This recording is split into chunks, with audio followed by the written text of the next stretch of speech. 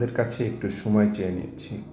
বিষয়টা হলো, একটা শিশু ধর্ষণ হলো এবং তাকে হত্যা করা হলো, কুপিয়ে নৃশংসভাবে হত্যা করা হলো। এই বিষয়টা নিয়ে সোশ্যাল মিডিয়ায় অনেকে অনেক ধরনের আবেগপূর্ণ কথাবার্তা বলছেন, যেটা আমি যুক্তিসঙ্গতই মনে করি। পাশাপাশি আমি আপনার কাছে আরও কিছু বিষয় সংক্ষিপ্তভাবে তুলে ধরতে চাই। অপরাধ শুধু ঘটছে না, অপরাধ তৈরি হচ্ছে। আমরা যদি এর মূল কারণ খুঁজে না পাই, আসলে আমরা সোশ্যাল মিডিয়ায় আমাদের আবেগপূর্ণ এরকমের আরও শত শত ঘটনার প্রতিক্রিয়া আমরা ফেসবুক বা অন্য কোনো সোশ্যাল মিডিয়ায় শুধু ব্যক্তই করে যাব। দিন শেষে আমরা হতাশা, ভয়, আতঙ্ক নিয়েই রাত্রে ঘুমাতে যাব, দিনে চলাচল করব। পিতা তার কন্যার জন্য দুশ্চিন্তায় থাকবেন, পিতামাতা দুশ্চিন্তায় থাকবেন। একটু লক্ষ্য করুন, আপনাদেরকেই বলছি, এই ধরনের অপরাধ বর্তমানে ঘটছে। বিষয়টা যদি এরকমের ভাবেন, তাহলে আমি বলবো আপনার চিন্তা করার সময় এসেছে। আসলে এই ঘটনাগুলো যারা একটু বোঝেন এবং বোঝার চেষ্টা করেন, আপনাদেরকে আরেকটু অনুসন্ধান করার জন্য আমি বিনীত অনুরোধ করব। আমাদের দেশে আসলে স্মার্টফোনের ব্যবহার র্যান্ডমলিভাবে কিন্তু বছর 10 বা 12-13 বছর এরকম বেড়েছে। আমি একটু লিঙ্ক আপ করার চেষ্টা করব। বর্তমানে শিশু ধর্ষণ, ধর্ষণের পর হত্যা, বলাৎকার, পরকীয়া, বিকৃত যৌনাচার, পরিবার ভেঙে যাওয়া, যৌন নির্যাতন, নারী ও শিশুর নিরাপত্তাহীনতার মতো অসংখ্য ঘটনা ঘটছে। কিন্তু এই ঘটনা কি সম্প্রতি তৈরি হলো? না, এর বীজ বপন হয়েছে অনেক আগে। এখন প্রশ্ন হলো যে এই অপরাধগুলো কেন হচ্ছে? আপনি যদি একটু গভীরভাবে চিন্তা করেন, আমরা বর্তমানে সোশ্যাল মিডিয়ার যুগে ডিজিটাল ডিভাইসের কারণে আমাদের কাছে অশ্লীলতা, উত্তেজনা, সীমাহীন ভোগবাদের যে অ্যালগোরিদম সিস্টেমগুলো আছে, অনিয়ন্ত্রিত ডোপামিন প্রক্রিয়ার যে বিষয়টা, এটা আমি আরেকটু সহজ করে বলার চেষ্টা করি। মনোবিজ্ঞানের ভাষায় যেসব সোশ্যাল মিডিয়ার যে অ্যাপসগুলো আছে, তারা কিন্তু মনোবিজ্ঞানী বিশেষজ্ঞ বা যারা আমাদের মাইন্ড সেট আপ নিয়ে কাজ করেন, তিনাদেরকে অ্যাপয়েন্ট করেন কীভাবে মানুষকে এই ডিভাইসে আবদ্ধ করে রাখা যায়। এরপরে আসেন গুরুত্বপূর্ণ একটা জিনিস, যেটা হলো পর্ন ইন্ডাস্ট্রি। এই পর্ন ইন্ডাস্ট্রিতে আমি হয়তোবা এই বিষয়ে আরও বিশদ বলতে পারবো, কারণ এসব বিষয় নিয়ে আমি বেশ সময় আগে থেকেই কিন্তু আমি এইসব বিষয় নিয়ে একটু ঘাটাঘাটি করছিলাম। আজকে যে বিকৃত যৌনাচারগুলো দেখছেন, একটা পুরুষ তার সেক্সুয়াল নিড থাকবে, হ্যাঁ, সে ধর্ষণ করতে পারে, করেও, কিন্তু বিকৃত ধর্ষণ কেন? ধর্ষণের পরে হত্যা কেন? কারণ এগুলা কিন্তু প্রি প্ল্যান্ড, এগুলা কিন্তু আগের থেকে স্ক্রিপ্টেড, এগুলা কিন্তু আগের থেকে শেখানো হচ্ছে। মানুষ হুট করে এসেই এতটা নৃশংস হয়ে ওঠে নাই। আপনি আজকে যতটুকুন ইন্টারনেট সার্চ করতে পারেন, কথিত আছে যে সেটা 95% আমাদের অর্থাৎ সাধারণ মানুষের নাগালের বাইরে, অর্থাৎ আমরা শুধুমাত্র 5% ব্যবহার করতে পারি। কিন্তু 95% ডার্ক ওয়েবসাইট। এই ডার্ক ওয়েবসাইটে সম্পর্কে আপনি যদি একটু জানেন, আপনাকে একটা উদাহরণ দিই। এমন ওয়েবসাইট আছে যে সকল ওয়েবসাইটে লাইভ টেলিকাস্ট করা হয়। একটা শিশুকে ধর্ষণ করা হচ্ছে, ধর্ষণের পরে তার ক্লায়েন্ট যারা পেইড ভার্সন অর্থাৎ পে করে এই ভিডিওগুলো দেখছেন, অর্থাৎ দর্শকের কথা অনুযায়ী ওই বাচ্চা শিশুটাকে কিভাবে হত্যা করা হবে, কীভাবে ধর্ষণ করা হবে, কীভাবে কী করা হবে, এই জিনিসগুলো কিন্তু ডিরেকশন অনুযায়ী কাজ করা হচ্ছে। এখন আসুন যে ডোপামিন লেভেলটা আসলে কিভাবে কাজ করে। এটা অ্যাজ লাইক আপনি নেশা জাতীয় দ্রব্যের সঙ্গে যদি আপনি তুলনা করেন, তাহলে কিন্তু দেখবেন যে প্রথম অল্প মাত্রায় নেশা জাতীয় দ্রব্য যেরকমের কাজ করে, ধীরে ধীরে এই জাতীয় নেশা জাতীয় দ্রব্য কিন্তু আর কাজ করে না, এর মাত্রা বাড়াতে হয়। সো পর্নোগ্রাফি বা অশ্লীল ভিডিও আমাদের যৌন আকাঙ্ক্ষাগুলোকে নর্মাল থেকে এখন উচ্চ মাত্রায় নিয়ে যাচ্ছে এবং এটার ভ্যারিয়েশান ডে বাই ডে আরও বেশি অ্যাগ্রেসিভ মোডে নিয়ে যাচ্ছে। আপনি আপনার নিকটতম আত্মীয় স্বজন যদি কেউ পুলিশের 999 যে কল সেন্টার আছে, যেখানে আমরা জাতীয় জরুরি সেবা হিসাবে আমরা যেটাকে গ্রহণ করি, সেখানে যদি জব করে থাকেন, আপনি একটু খোঁজখবর নেবেন যে সমাজের কী অবস্থা, কী ধরনের কল আসে, কী ধরনের কী। আজকে নিজের পিতার কাছে তাই নিজের কন্যা সন্তান নিরাপদ নয়। এটা কি একদিনে ঘটে গেল, অথবা এটা কি মূল্যবোধের অবক্ষয়, শুধুমাত্র অবক্ষয়? নো। আপনি যদি একটু চিন্তা করেন, পর্ন ওয়েবসাইট বা যৌন সুশ্রী দেওয়ার যে ওয়েবসাইটগুলো আছে বা এই ইন্ডাস্ট্রি রিলেটেড যারা আছে, তারা কিন্তু এই ধরনের আর্টিকেল, ভিডিও, ন্যারেটিভ তৈরি করছেন। অর্থাৎ ডোপামিনের মাত্রাটাকে অন্য লেভেলে যেয়ে এক্সপ্লোর করার জন্য এই সিস্টেমগুলোকে তারা ওয়েবসাইটে আপলোড করছে।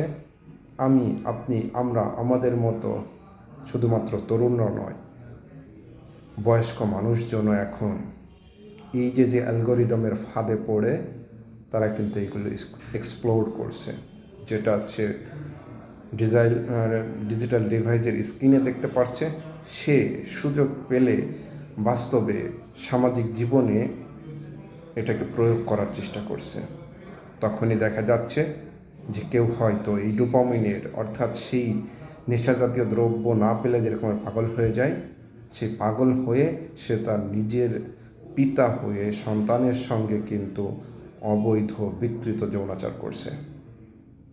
আর সেখানে অন্য আর একজন, পিতা বাদ দেন, অন্য আর একজনের কাছে একটা মেয়ে শিশু আমার আপনার কাছে শিশু শুনলে অনেক বেশি সেন্সিটিভ মনে হবে, বাট আপনি চিন্তা করেন যার ডোপামিন লেভেল ওই লেভেলটা এক্সপ্লোর করতে চাচ্ছে, তার কাছে শিশু না।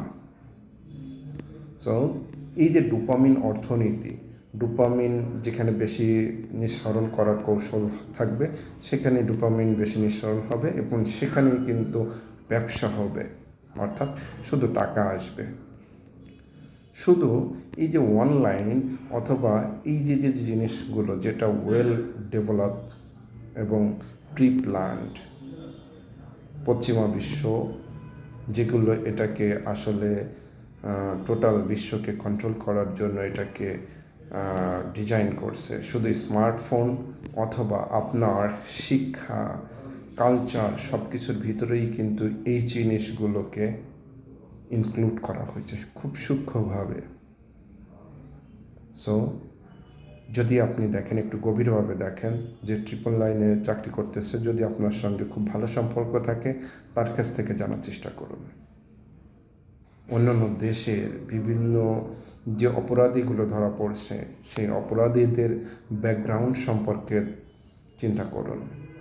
কিছুদিন আগে একজন দেখলাম যে একজন স্ত্রী তার স্বামীকে মেরে ফেলিয়ে তার লাশটাকে টুকরা টুকরা করে ফেলেছে, এবং সে বলছে যে আমি আসলে বুঝতে পারি না যে আমি আসলে এরকমের না, বাট আমি কেন করলাম আমি নিজেও জানি না। অর্থাৎ স্ত্রী তার স্বামীকে কুপিয়ে খণ্ড খণ্ড করে ফেলছে, যার সঙ্গে সে দীর্ঘদিন থাকতেছে। স্বামী স্ত্রীকে কুপিয়ে একদম হত্যা করে ফেলতেছে। স্ত্রী, একজন নারী, যাকে যে জাতিকে আমরা মা জাতি মনে করি, কোন ডোপামিনের হরমোনের কারণে তিনি তিনার সন্তানদেরকে মেরে ফেলতেছেন। তো আমি আপনাদের কাছে একটা জিনিস বলবো, যে এখানে আপনার অনুসন্ধান এবং গবেষণা, ডোপামিন কী এবং কীভাবে কাজ করে, এবং এই যে অপরাধ এবং যৌন অপরাধ, নেশা এবং যৌন নেশার ভিতরে সবচেয়ে বড় নেশা হচ্ছে যৌন নেশা।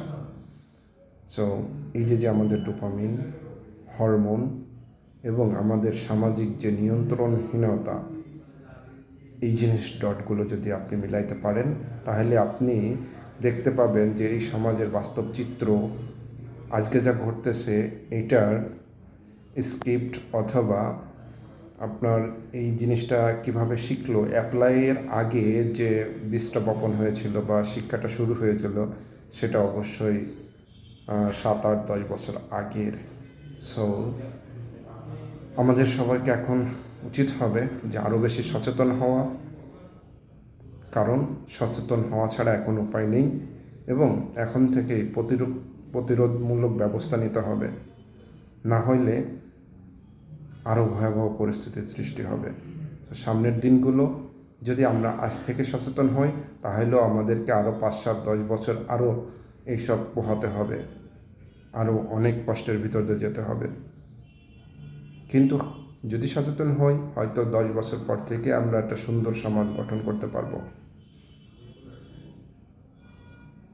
তাই আপনাদের কাছে অনুরোধ, সচেতন হন। অনেক বাবা মা আছেন যে যাদের বয়স হয় নাই, ঠিকমতো বোঝার বয়স হয় নাই, তার কাছে একটা ডিজিটাল ডিভাইস তুলে দিচ্ছেন এবং নিয়ন্ত্রণহীনভাবে। আপনি যদি নিয়ন্ত্রণ করে যদি দিতে পারেন, সেটা গুড সাইন, সেটা হয়তো বা খুব হেল্পফুল হবে। অনেকে সেফ ব্রাউজার ইউজ করে বা বিভিন্ন অ্যাপস ইউজ করে তার সন্তানের জন্য একটা সেফ ব্রাউজার দিতে পারে, কিন্তু আমরা আমাদের মতো সাধারণ মানুষ অথবা গ্রামের অধিকাংশ গার্জিয়ান যারা আছে, যারা বাটন ফোনে ঠিকমতো সব ফাংশনগুলো ইউজ করতে পারেন না, শুধু কল দিতে পারেন আর কল রিসিভ করতে পারেন, তাদের সন্তানেরা যখন স্মার্টফোন ইউজ করবে, তিনার ক্ষমতা নেই যে ওই সন্তান ডিজিটাল দুনিয়ায় কোন সাইটে যাচ্ছে, কি দেখতেছে, কি শিখতেছে, এরপরে যে সে কি অ্যাপ্লাই করবে। যে সচেতন হন, সচেতনতাই একমাত্র সমাধানের বা উত্তরণের পথ হিসেবে আমি বিবেচনা করি। যদি এর থেকে আরও বেশি কিছু জানতে চান, আমিও খুব বেশি জানি না, কিন্তু তারপরও অনেকের থেকে কিছুটা হলেও বেশি জানি, কারণ এইসব বিষয় নিয়ে আমি খুব জানার আগ্রহ ছিল এবং আমি আমার বুঝ আসার জন্য যতটুকুন দরকার আমি ততটুকু জেনেছি। তো কেউ যদি পার্সোনালিভাবে আমার সঙ্গে কথা বলতে চান, আমি আমার বন্ধুদের সঙ্গে অনেকের সঙ্গে কথা বলি এই বিষয়গুলো নিয়ে, আমি আমার এবং আমার পরিবারের সঙ্গেও কথা বলি। সো ভয়ঙ্কর একটা সময় আসতে যাচ্ছে, সেই জায়গায় আমাদেরকে সাবধান থাকতে হবে। পাশাপাশি দ্বিতীয় আর একটা কাজ হবে নিজে সচেতন হওয়া এবং নিজের চারপাশটাকে সচেতন করা, কারণ চারপাশটা যদি অনিরাপদ হয়ে যায়, আপনি যতই সাবধানে চলেন, আপনি বিপদ থেকে রক্ষা পাবেন না। সো আপনাদেরকে আরও গভীরভাবে উপলব্ধির জন্য বিভিন্ন বিষয় নিয়ে বিভিন্ন ডটগুলোকে ম্যাচ করানোর উদারত আহ্বান জানাবো। শুধু আবেগ নয়, যৌক্তিক অ্যাকশান যদি আপনি নিতে পারেন, তাহলে আমি, আপনি, আমাদের সকলের পরিবার নিরাপদ থাকবে ইনশাআল্লাহ।